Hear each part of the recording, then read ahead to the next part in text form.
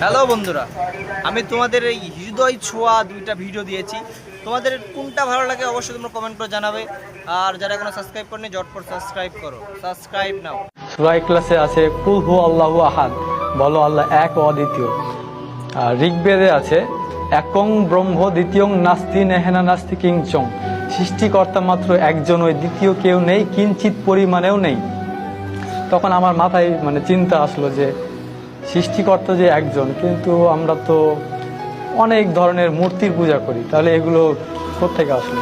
অথচ বেদে আছে নাচ্চি কাচ্চি জাদিতা না জাদিপা নাস্তিপতি মাস্তি, সৃষ্টিকর্তার কোনো প্রতিকৃতি নেই, কোনো ছবি নেই, কোনো মূর্তি নেই, কোনো ফটোগ্রাফি নেই, কোনো আইডলস নেই। তাহলে আমরা কেন এই ভ্রান্তিক বিষয়গুলো নিয়ে পড়ে থাকবো? আমার চিন্তা ভাবনা শুরু হলো, আরও জানলাম।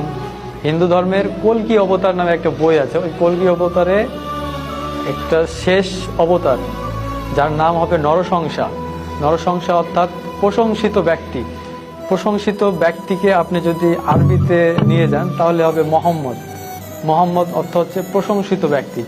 ওই থেকে আর কি মনের মধ্যে একটা খটকা, যে আরেকটা মন্ত্র আমি পেলাম কল্কি অবতারে, লা ইলাহা হরিতি পাপং ইল্লো ইলাহা পরম পাদম জন্ম বৈকুণ্ঠ অপরিণীতি জপি নাম মোহাম্মদম।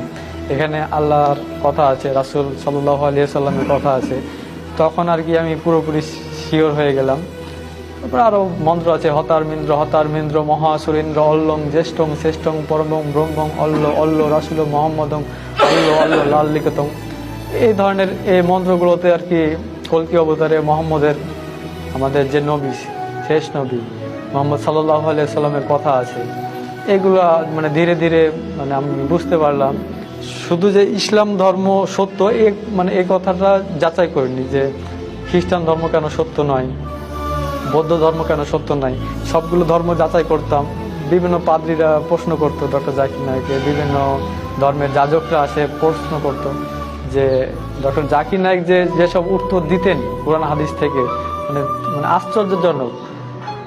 ইসলাম ধর্ম যে সত্য এটা যে তিনি বুঝিয়েছেন, এই কথাটা এইটা আমার মাথায় গেঁথে গিয়েছিল। এরপরে আমি ইউটিউবে একটা চ্যানেল পেলাম হেদায়েতের পথে। এখানে গিয়ে এক আমার দিনী ভাই আব্দুর রহমান ভাইয়ের ওনার সাক্ষাৎকারটা আমি দেখলাম।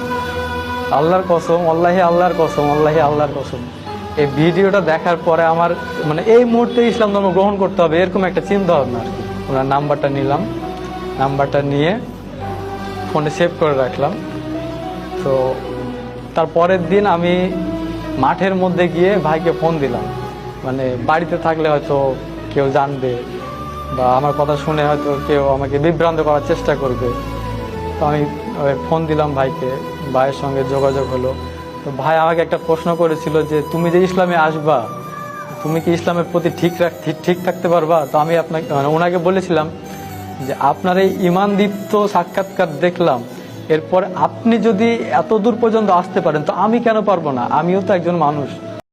দেখুন, এরা দুইজন দিনমজুর, সারাদিন রোদে ঘামে খেটে জীবনের লড়াই চালায়, কিন্তু কষ্টের টাকা অনেক সময় ভুল জায়গায় নষ্ট হয়ে যায়।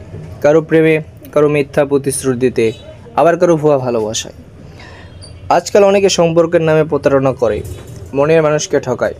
কিন্তু একটা কথা মনে রাখবেন, প্রতারণা যতই হোক না কেন, সৎ মানুষ কোনোদিন হারে না। যে নিজের ঘাম দিয়ে উপার্জন করে, যে সত্যিকারের ভালোবাসা দেয়, শেষমেশ জয় তারই হয়। তাই কষ্ট পেলে ভেঙে পড়বেন না, কারণ বিশ্বাসঘাতকরা একদিন আপনি হারিয়ে যাবে। আর আপনার পরিশ্রম আর সততাই আপনাকে নিয়ে যাবে সাফল্যের শিখরে।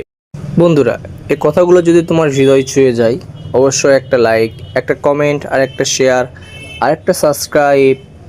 তোমাদের ভালোবাসাই আমার প্রধান শক্তি।